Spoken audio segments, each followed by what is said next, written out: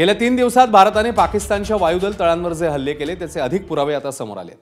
कावा स्पेस नावाच्या कंपनीने सॅटेलाइटमधून घेतलेले फोटो जारी केलेत। त्यामुळे वायुदल तळांना किंवा प्रचंड हानी पाकिस्तानच्या पोहोचलेली दिसते।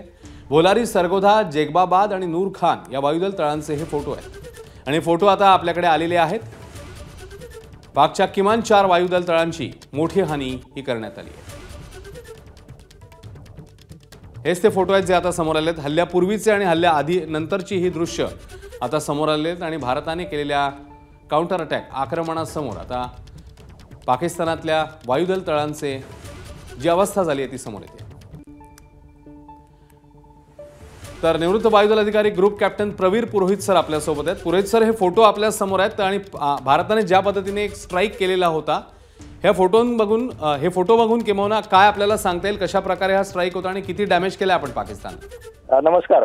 हा जो एअरफोर्सच्या किंवा कुठल्याही एअरबारच्या कन्सेप्ट मध्ये असं असतं की जिथून शत्रू वायुदल आपल्यावर हल्ले करू शकतो ते त्यांचं मेन बेसिस असतात। ते तिथं रनवे असतात, टॅक्सी ट्रॅक असतात, हे जे हँगर्स आपल्याला दिसत आहेत एकीकडे भोलारीमध्ये जे डॅमेज झालेलं आहे ते असतात।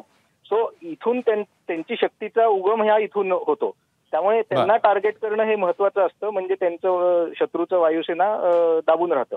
सो आता हे जे आपण सॅटेलाइट इमेजेस मध्ये जे बघतोय त्याच्यात आपण त्यांचा एकीकडे रनवेला स्ट्राईक केलेलं आहे, नंतर हँगर स्ट्राईक केलेले आहेत, एकीकडे एटीसी आणि त्या एप्रनच्या तिथं डॅमेज दिसतंय आपल्याला।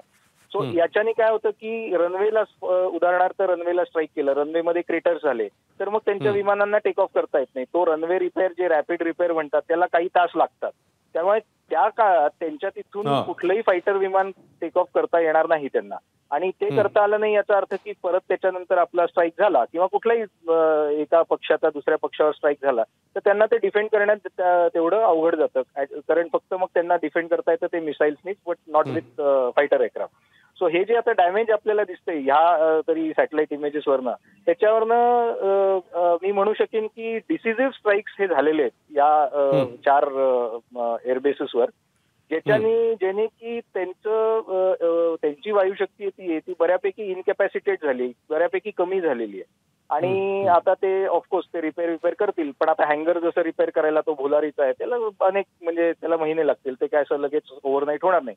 रनवे पॅचवर्क करून ते करू शकतात काही तासानंतर।